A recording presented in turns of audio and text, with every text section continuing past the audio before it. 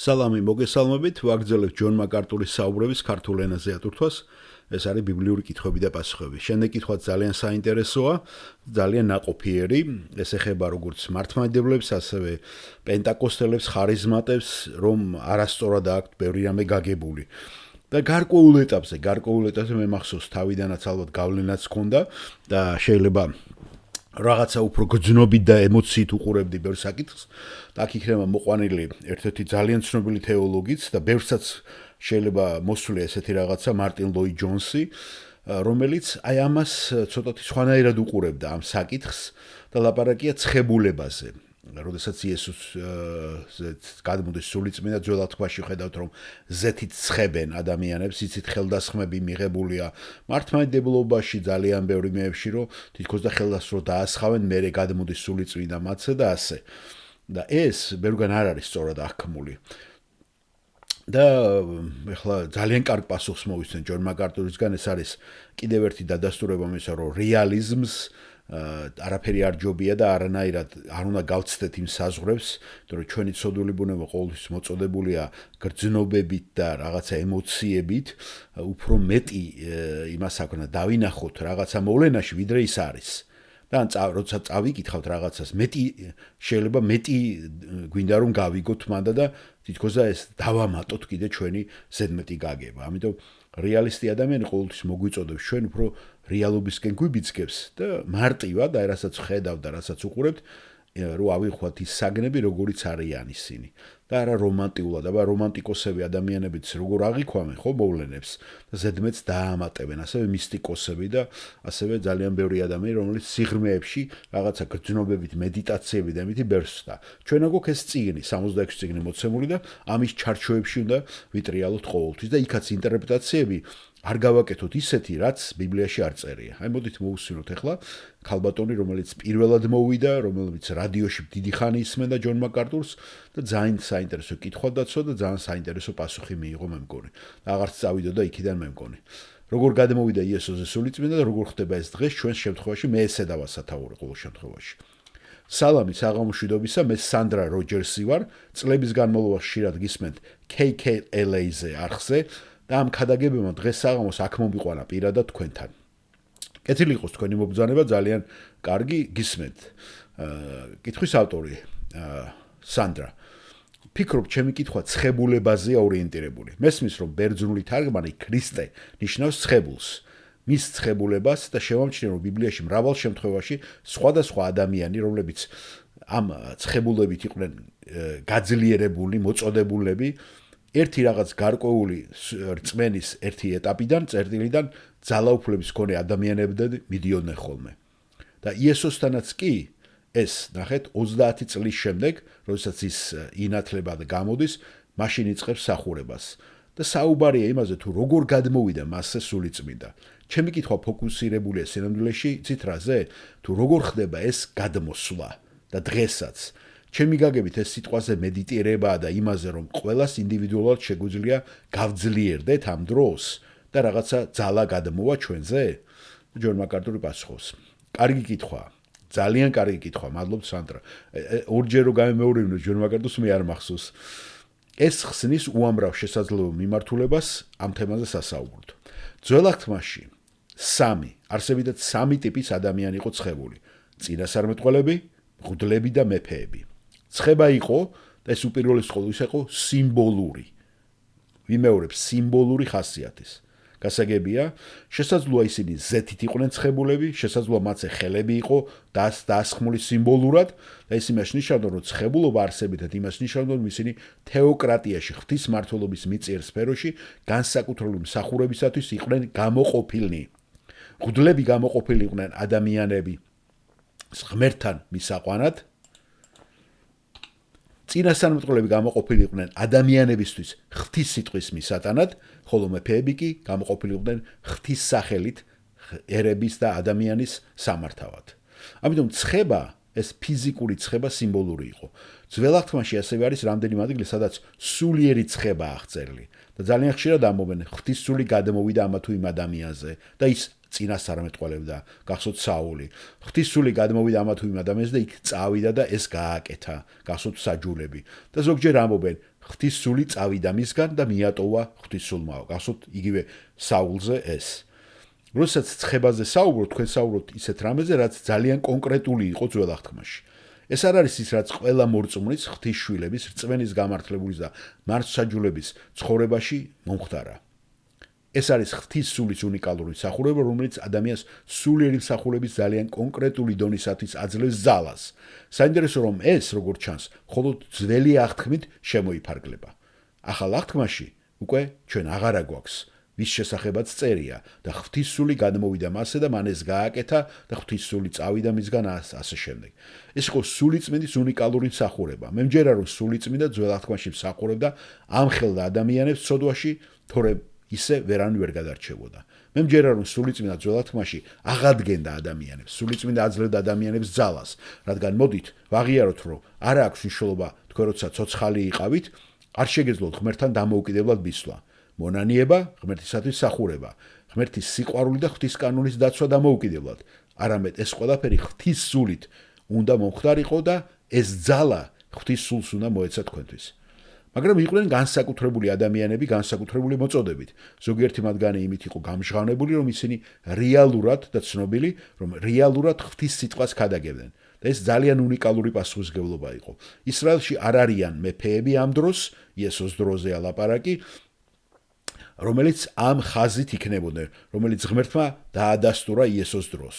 სინამდვილეში აღარ არიან მღვდლები, არც იონე ნათლისმშენლის შემდეგ წინასწარმეტყველები არ არსებობდნენ, რომლებიც სინამდვილეში სულიწმინდით იქნებოდნენ ცხებულები ამ უნიკალური როლისათვის.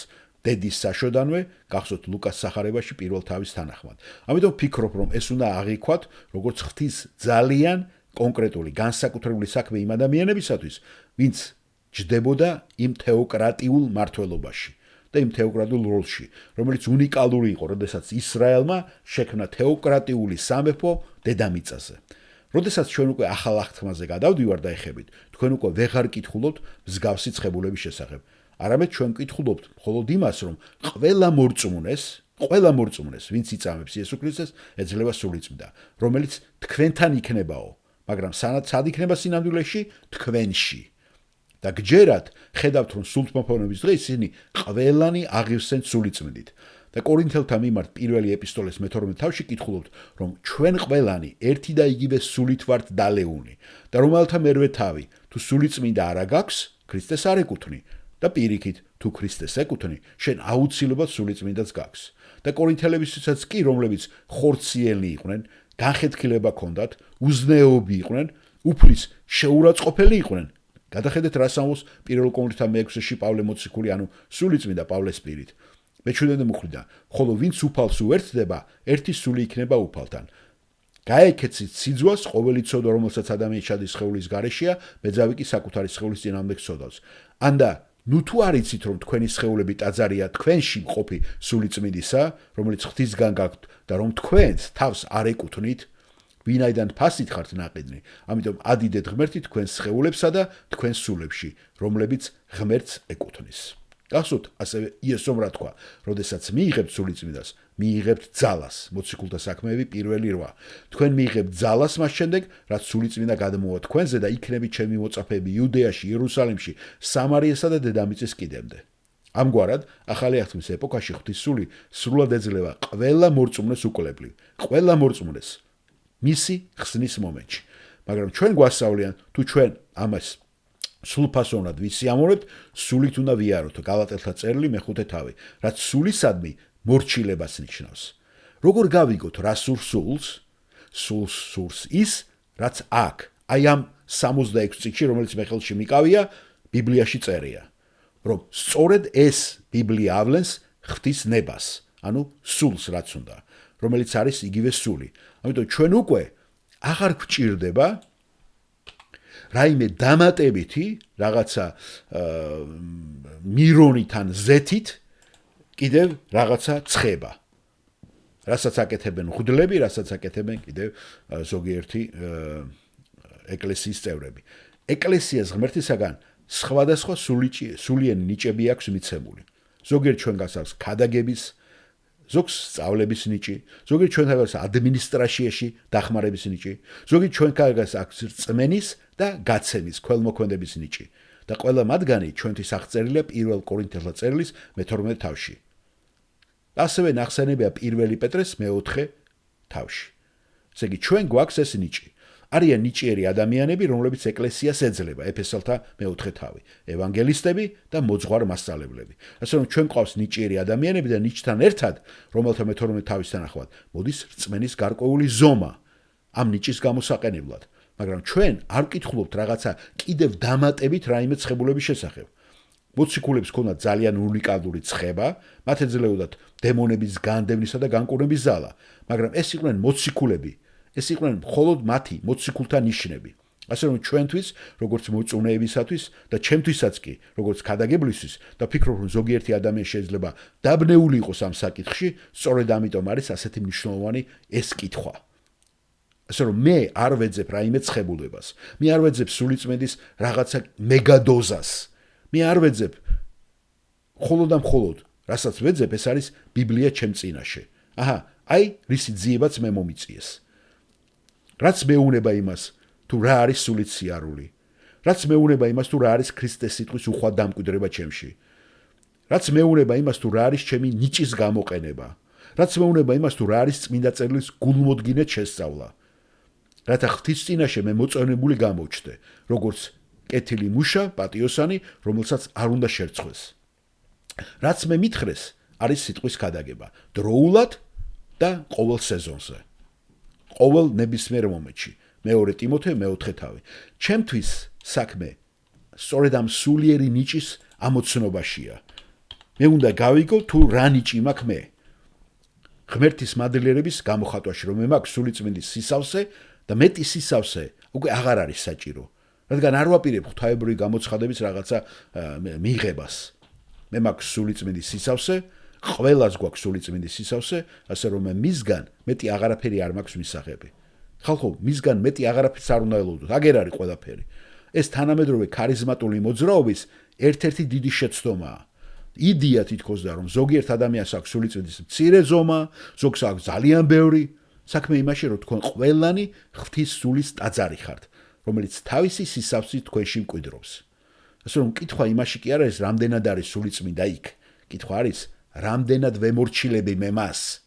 ამიტომ ჩემთვის სახურებაში საქმე ნიჭის ამოცნობაშია, საქმე მორჩილებით სიარულშია, სიწმინდეში სიარულშია, სუფთა გულით და სუფთა გონებით სიარულშია, სუფთა ცხოვრებით, რათა ღვთის სული სრული ძალით დამატკბოს ღვთისმასულმა და ღვთის სიტყვა შევიცნო.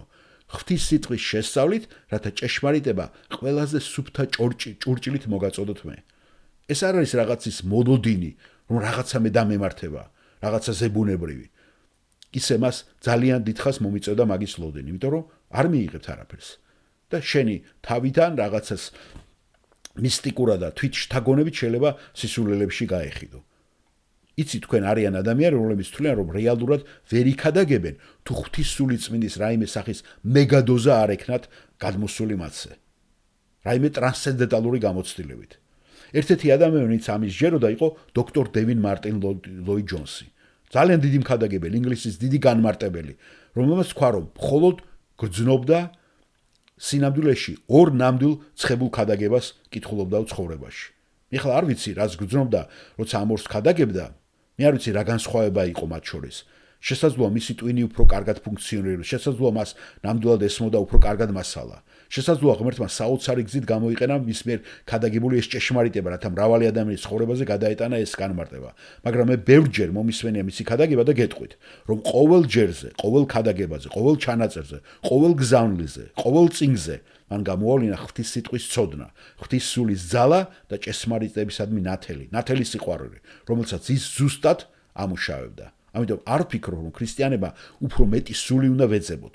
არამედ უფრო მეტი უნდა მიუძღვნათ სულს საკუთარი თავი, რაც ნიშნავს ნაკლებ ჩემსას და მეტ მისას, რაც ნიშნავს მისი ნების შესრულებას, მისი სიტყვის მორჩილებას. გასაგებია? დიახ, მადლობთ ავტორმა სანდრამ, მადლობა მოხდა და არაფრის. ეს არის ყოველდღიური გზა, რომელ ჯვარზეც მიგვითითა თავად იესო. ეხლა მე უბრალოდ დამატების თვალსაზრისით ვიყით, იცით ხომ უზნაძის განწყობის თეორიაც. აი ამითიც გართობაც ხო არანაირად კარგი არ არის. მართლაც თუ თქვენ ამეებზე გაერთობით, მართლაც ყოველი დღე განსხვავდება ხო? ზოგჯერ შეიძლება ჩვენ საკვებმა იმოქმედოს, შეიძლება რაღაცა დალეული ქონდეს ადამიანს არ რაღაც და მეორე დღეს ისე ვერ გძნობდეს თავს. და ზოგჯერ გძნობდეს რომ აი სულით არის ახსოვს და იმას რომ მიაწეროს თითქოს და ეს არის მარტო. არა, ყოველთვის ნებისმიერ დროს იესო ქრისტეს სული ჩვენთან არის და იმის და მიხედვით შენ როგორ იმას იზავ, როგორ დაყობ დროს მასთან, როგორ მეტად გულს გახსნი მის მიმართ, უფრო და უფრო მეც გამოავლენ ამას. მაგრამ არანაირად ჩვენ არ უნდა ველოდოთ, რომ რაღაცა დღე, იმიტომ რომ ღმერთი იგივეა, რაც იყო ძველად და ეხლაც. აქედან გამომდინარე, გარემოებებზე, ესეთ ფაქტორებზე აქცენტის გადატანა არ არის კარგი, ამინდზე, რაც მოქმედებს ჩვენზე და ჩვენ ემოციაზე, ხო? და რაღაცნაირად ამითი განწყობას ველოდოთ ყოველთვის გარეგანს ან რაღაცას რომ მე მოვახდინოთ. არა, ყოველ ჯერზე ჩვენ უნდა მობილიზება გავაკეთოთ, რა თქმა უნდა, ახლა თუ ადამიანი დავრდომილი და ავათარი და რაღაც თავი ტკივა გასაგებია, მაგრამ ისე რომ განწყობებზე ყურადღება ავიღოთ, მე მგონი არანაირად სწორი არ იქნება. ჩემთვისაც ეს კიდევ ერთ-ერთი ჭკუის სასწაული იყო თქვენთან ერთად ამის მოსმენა. მადლობა მოსმენისათვის.